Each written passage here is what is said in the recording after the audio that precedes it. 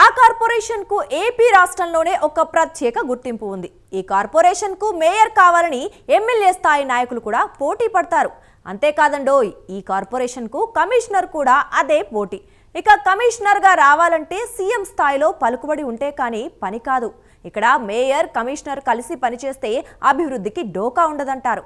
కానీ ఈ కార్పొరేషన్ శాపం ఏమిటో కానీ ఎవరు కమిషనర్గా వచ్చినా మేయర్ ఎవరైనా ఇద్దరి మధ్య లడాయి కామనేనంట.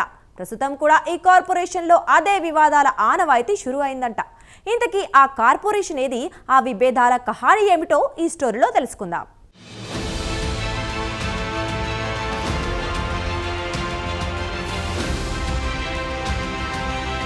విశాఖ జీవీఎంసీలో కొత్త రగడకు తెరలేపింది. GVMC mayor Peela Srinivasarao, commissioner Ketan Garg మధ్య విభేదాలు తారాస్థాయికి చేరినట్లుగా చెబుతున్నారు. ఇద్దరూ ఇటీవలే బాధ్యతలు చేపట్టారు. వైసీపీ హయాంలో మేయర్గా ఉన్న హరిణి కుమారిని దింపేసి కూటమి నుండి కొత్త మేయర్గా పీలా శ్రీనివాసరావుని గత కొన్ని మాసాల కిందటే గెలిపించారు. కమిషనర్ కూడా కేతన్ గార్గ్ రాజమండ్రి నుండి ఇటీవలే బదిలీపై వచ్చారు. రాజమండ్రి కమిషనర్ గా ఎంతో పేరు తెచ్చుకున్నారు. కేతన్ విశాఖ రావడంతో అంత అభివృద్ధి జరుగుతుందని హర్షం వ్యక్తం చేశారు. ఇదే విధంగా వైసీపీ హయాంలో మేయర్ ఎటువంటి అభివృద్ధి చేయలేదని, కూటమి మేయర్ వస్తే విశాఖ మరింత అభివృద్ధిలో దూసుకుపోవడం ఖాయమనుకున్నారు. 2-3 మాసాల వరకు అంతా బాగానే ఉంది. కానీ సీన్ కట్ చేస్తే మేయర్ కు కమిషనర్ కు మధ్య విభేదాలు మొదలయ్యాయి. తనకు కమిషనర్ తగిన గుర్తింపు ఇవ్వడం లేదు అనేది మేయర్ గారి బాధ అట. తాజాగా కోడి వ్యర్థాలను చేపల చెరువులకు తరలిస్తూ పట్టుబడిన వాహనాలపై కేసు నమోదు చేయాలని మేయర్ స్వయంగా అధికారులకు ఆదేశాలిచ్చారట. ఎందుకనో ఎవరూ వద్దన్నారో కానీ ఇంతవరకు కేసును నమోదు చేయలేదట. అందుకు కమిషనరే కారణమని మేయర్ తో పాటు టీడీపీకి చెందిన కొంతమంది కార్పొరేటర్లు కినుక వహించారట. కమిషనర్ వ్యవహారంపై కూటమి ప్రజాప్రతినిధులు రాష్ట్ర ప్రభుత్వ పెద్దల దృష్టికి కూడా తీసుకువెళతామని అంటున్నారట.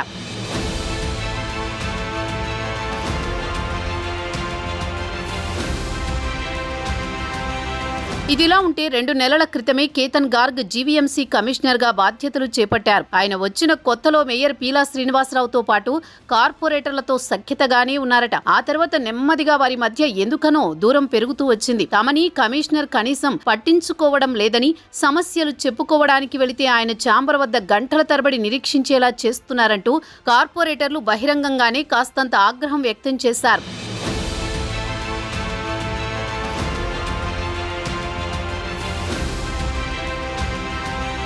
దీనిపై మేయర్కు లిఖితపూర్వకంగా కూడా ఫిర్యాదు చేశారట. ఈ నేపథ్యంలో కమిషనర్ జోనల్ వారీగా కార్పొరేటర్లను అధికారులతో సమావేశం ఏర్పాటు చేయనున్నట్లు ప్రకటించారు.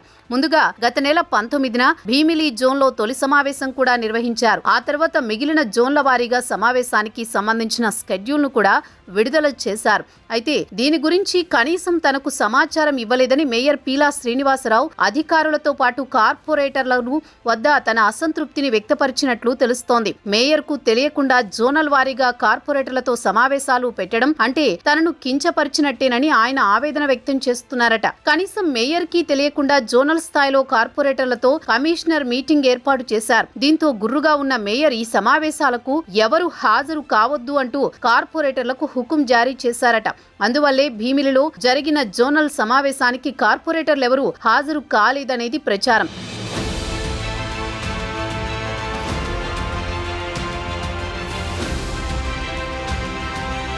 ఈ విషయం కమిషనర్ దృష్టికి వెళ్లడంతో మిగిలిన జోనల్ సమావేశాలు కూడా ఆయన వాయిదా వేసేశారట. ఈ క్రమంలో మేయర్ కు కమిషనర్ కు మధ్య పొరపచ్చాలు వచ్చినట్టు చెప్తున్నారు. ఇంకా చిన్నా చితక ప్రోటోకాల్ వివాదాలు కూడా వీరి మధ్య రోజు రోజుకు పెరుగుతున్నాయట. ఇదిలా ఉండగా మేయర్ కు కమిషనర్ కు మధ్య మరింత అగాధం ఏర్పడడానికి మరో వివాదం ఉందంటున్నారు. నగరంలో కోళ్ల వ్యర్థాల తరలింపు వ్యవహారం తీవ్ర స్థాయిలో దుమారం రేపుతోంది. ఈ అంశమే ప్రస్తుతం ఇద్దరి మధ్య మరింత దుమారాన్ని పెంచేసిందట. కాంట్రాక్టులు దక్కించుకున్న వారు కోడి వ్యర్థాలను కాపులుప్పాడ డంపింగ్ యార్డుకు కాకుండా కాసులకు కక్కుర్తిపడి చేపల చెరువులకు తరలిస్తున్నారట. అదే విధంగా కొంతమంది అనధికారిక వ్యక్తులు రౌడీ షీటర్లను పట్టుకుని దౌర్జన్యంగా దుకాణాల నుంచి కోడి వ్యర్థాలను సేకరించి చేపల చెరువులకు విక్రయిస్తున్నారనే ఆరోపణలొస్తున్నాయి. ఇందుకు కొందరు కార్పొరేటర్లు, అధికారుల అండదండలు ఉన్నాయని ఆరోపణలు బలంగా వినిపిస్తున్నాయి. ఇది తెలుసుకున్న మేయర్ గరం అయ్యారట. దీంతో కోడి వ్యర్థాలను చేపల చెరువులకు తరలిస్తున్న వాహనాలను పట్టుకోవాలని అధికారులు మేయర్ ఆదేశించారు.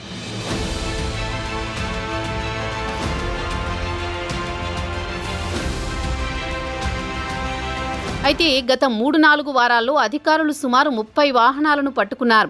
వాటిలో మొదట పట్టుకున్న 2 వాహనాలపై పిఎం పాలెం స్టేషన్లో కేసు నమోదు కాగా మిగిలిన వాహనాలను ముడుసర్లలోవా డంపింగ్ యార్డు వద్ద ఉంచారు. వాటిపై కూడా కేసు నమోదు చేయాలని అధికారులకు పీలా శ్రీనివాసరావు ఆదేశించారు. కానీ ఇంతవరకు ఆ వాహనాలపై ఎటువంటి కేసు నమోదు చేయకపోవడంతో ఆయనకు ఆగ్రహం తెప్పించింది. తన మాట పట్టించుకోవద్దంటూ అధికారులకు కమిషనర్ ఆదేశాలు ఇచ్చారని టాక్ వినిపిస్తోంది. ఈ నేపథ్యంలోనే కేసులు పెట్టడం లేదని మేయర్ వర్గీయులు అనుమానం వ్యక్తం చేస్తున్నారు. కమిషనర్ తీరు ఇలాగే ఉంటే కౌన్సిల్లో తమకు ఇబ్బందులు తప్పవని అధికార పార్టీ కార్పొరేటర్లు ఆందోళన వ్యక్తం చేస్తున్నారు.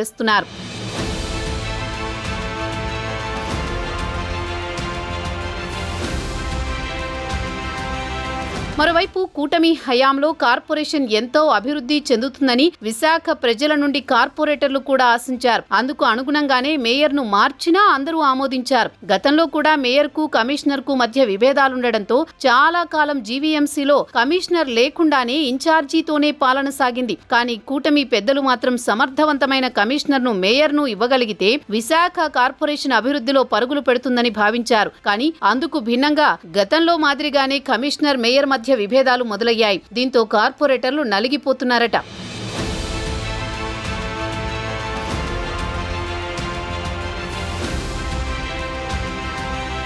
మొత్తానికి కూటమి పాలనలో జీవీఎంసీలో అద్భుతాలు జరుగుతాయని అంతా భావిస్తే సీన్ మొత్తం రివర్స్ అయిందంటున్నారు. మేయర్ కమిషనర్ మధ్య విభేదాలతో పాలన కుంటుపడే పరిస్థితులు ఏర్పడుతున్నాయని కార్పొరేటర్లు ఆవేదన వ్యక్తం చేస్తున్నారు.